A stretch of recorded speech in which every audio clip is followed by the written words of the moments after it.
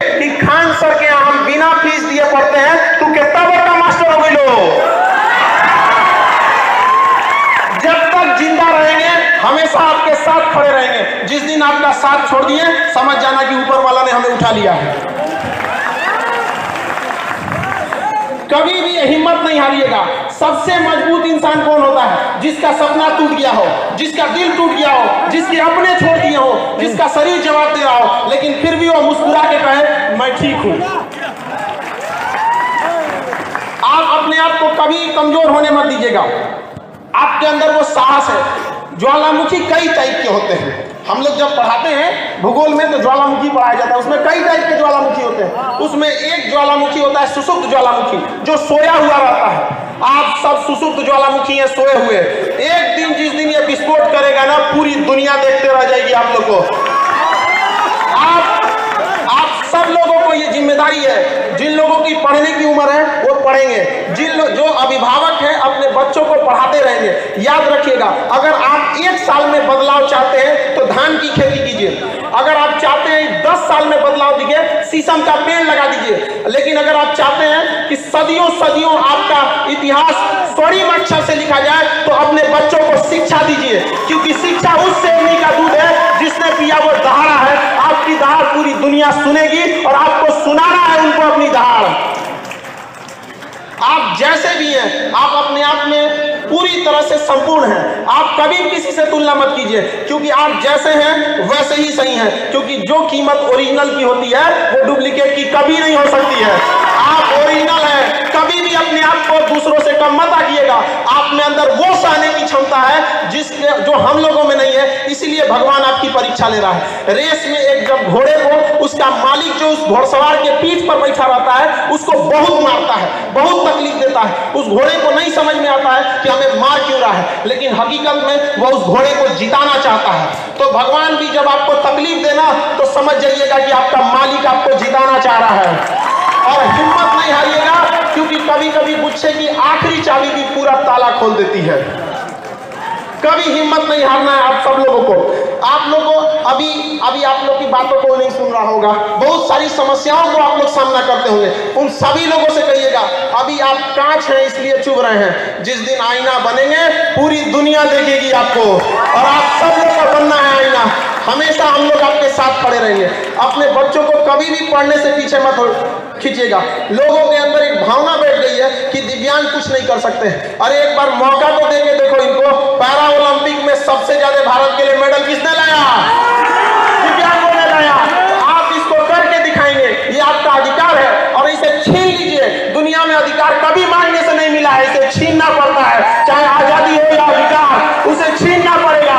आप उसे छीनिए, हम आपके साथ खड़े हैं यहाँ पर। आप सब लोग कभी भी निराश नहीं होइएगा।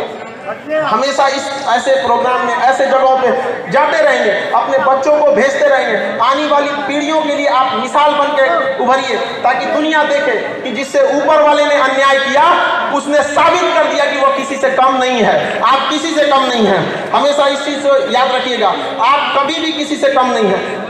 दिव्यांग लोगों के साथ समस्या ये हो जाती है कि लोग उनसे जुड़ना नहीं चाहते हैं। समाज उससे कटा हुआ रहता है, इसलिए उनके अंदर ऐसी फीलिंग आ जाती है कि हम असहाय हैं। वो बेचारे लोग उनसे प्यार से नहीं बोल पाते हैं। तो आप लोग समाज के मुख्य धारा में जुड़िए। आप लोग को अपनी भाषा के थ्रू, अपनी समझदारी से उन लोगों को अपनी समस्याओं को समझाना है। भाषा का ज्ञान जिसको हो गया कि बोलना कैसे, ये बहुत बड़ी चीज हो जाती है। देखिए, हम 3 साल में सीख जाते हैं कि बोलना कैसे है, लेकिन जीवन भर लगा देते हैं ये सीखने में कि बोलना क्या है। याद रखिएगा, आपके अंदर ये आनी चाहिए। बेचारा हमारे पास जो दिव्यांग आते हैं पढ़ने के लिए, मेरा क्लास 5 तल्ला पर चढ़ता है और दिव्यांग लोग सीढ़ी लेकर उस 5 तल्ला पे चढ़ जाते हैं और हमसे पहले चढ़ जाते हैं। लोग कैसे कह दिए कि वो दिव्यांग है? दिव्यांग के कहने वालों को कहते हैं कि जिन्हें लगता है कि दिव्यांग कुछ नहीं कर सकते हैं, जिनकी आंखों में चुभते हैं, उन्हें अपना नेत्र दान कर देना चाहिए अगर वो आपकी कामयाबी नहीं देख सकते हैं। आपके अंदर वो साहस है, आप उसे कर सकते हैं। पहचानिए अपने अंदर की ताकत। बजरंगबली को भी नहीं पता था, लेकिन एक जामवंत ने बताया था कि नहीं बताया था? उसके बाद लंका लगा दिए थे कि नहीं लगा दिए थे? याद रखिए, आप लोग को भी अपनी ताकत को पहचानना पड़ेगा।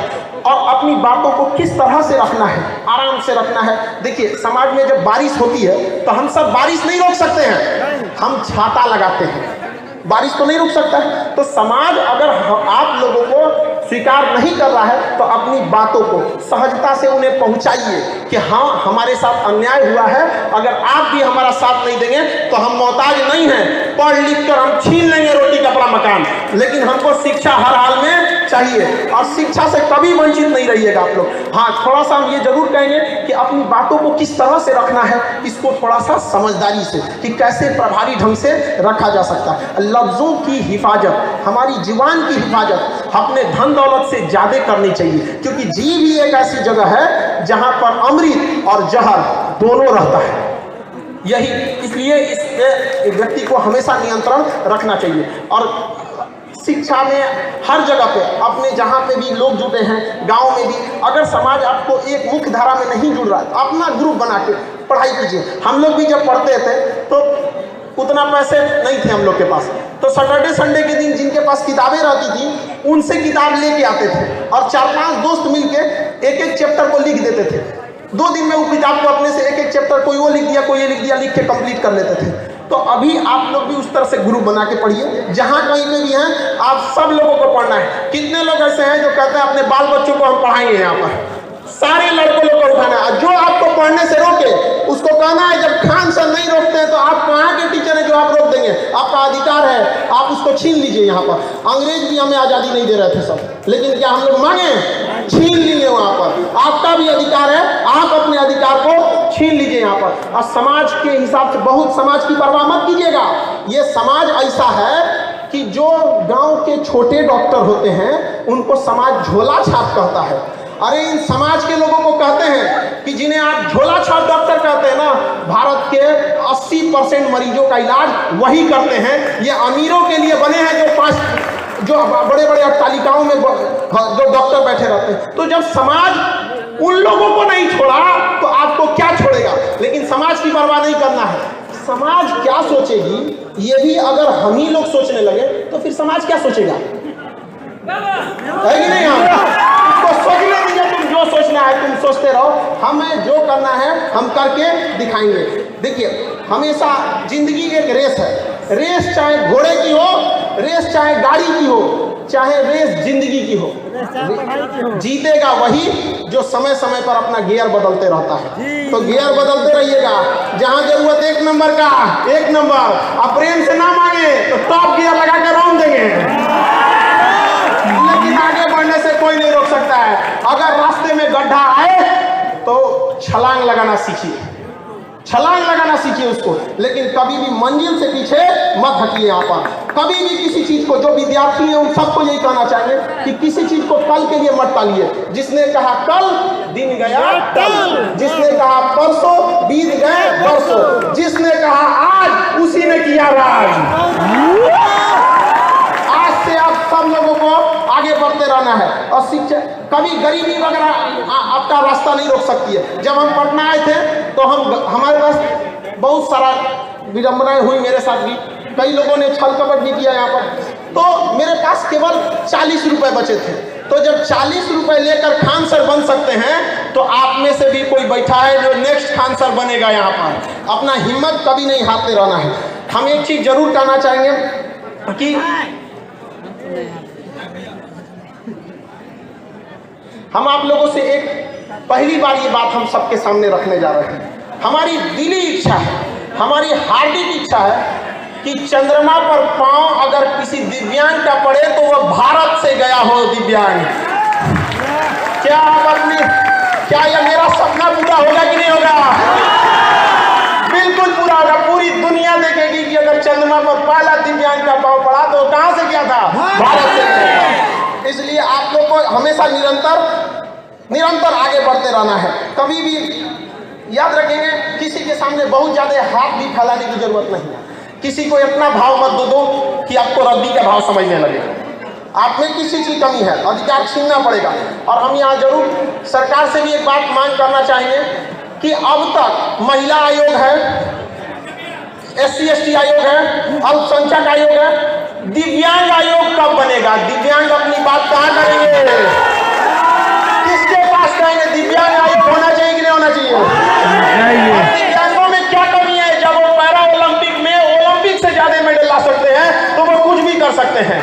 इसके लिए भी दिव्यांग आयोग होना चाहिए। हम यहाँ जरूर एक चीज याद दिलाना चाहेंगे, संविधान में लिखा गया है कि अनुच्छेद 331 में और अनुच्छेद 333 में 331 में लिखा गया है कि संसद में कम से कम 2 एंग्लो इंडियन रहेंगे और 333 में लिखा गया है कि विधानसभा में 1 एंग्लो इंडियन रहेंगे। एंग्लो इंडियन जानते हैं किसे कहा जाता है? जब देश गुलाम था तो उनके जो बाल बच्चे हुए अंग्रेजों के, यूरोपियों के, जब अंग्रेज चले गए तो उनके अधिकार के लिए लोकसभा में 2 सीटें हैं और विधानसभा में 1 सीटें हैं।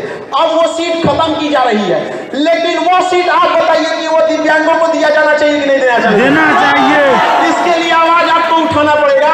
जब तक आप आवाज वहां जाके नहीं उठाएंगे कोई नहीं सुनने वाला है। हम लोग आवाज उठाए थे तो 12 FIR ठोक दिया लड़कों के आवाज उठाने के लिए, लेकिन उनको क्या पता है कि जो FIR कर रहे लोग कि वो लोग आग को, सोना को आग से डरा रहे हैं कि तुमको जला देंगे। अरे कौन सी जलेगा? सोना को तुम आग से जलाएगा? जलेगा कभी? तो आप लोग को भी ये अधिकार होना चाहिए। आग है आप, ज्वालामुखी है, अपने आप को पहचानिए। ये आपका मांग है, ये हम भी कहना चाहिए। क्योंकि समय का अभाव है इसलिए हम सब समझते हैं कि थोड़ा समय का अभाव है, लेकिन हम आप साफ से एक बात कहना चाहता हूँ, जल रही है पीर पर्वत सी पिघलनी चाहिए, इस हिमालय से भी ये गंगा निकलनी चाहिए। आज ये दीवार कागज की तरह हिलने लगी है, शर्त ये है कि बुनियाद हिलनी चाहिए। हर गली में, हर सड़क पर, हर नगर में, हर गांव में हाथ लहराते हुए हर लाश चलनी चाहिए। सिर्फ हंगामा खड़ा करना हमारा मकसद नहीं, सारी कोशिश ये है कि सूरत बदलनी चाहिए। मेरे सीने में ना सही, तेरे सीने में ही सही, हो कहीं भी आग लेकिन आग जलनी चाहिए। आप सब अपनी आवाज को बुलंद करेंगे, भारत माता की जय, भारत माता की जय। इन शब्दों के साथ हम अपनी बाड़ी को आज विराम देते हैं। हमारा सौभाग्य रहा जो हम आपके साथ आए। हम आप सबको कहते हैं कि जिस बच्चे को पढ़ना होगा आप भेजिएगा खान सर के पास, उसको हम पढ़ाएंगे। और जो नहीं पढ़ाने दे आप लोग को बोलिएगा हम आके लड़ेंगे उसके लिए। कैसे नहीं पढ़ेगा आपका? आपका जन्मसिद्ध अधिकार है और आप इसे छीन के लीजिएगा। इन्हीं शब्दों के साथ हम अपनी बाड़ी को विराम देते हैं। आप सभी लोग को होली की ढेर सारी शुभकामनाएं। बहुत बहुत धन्यवाद।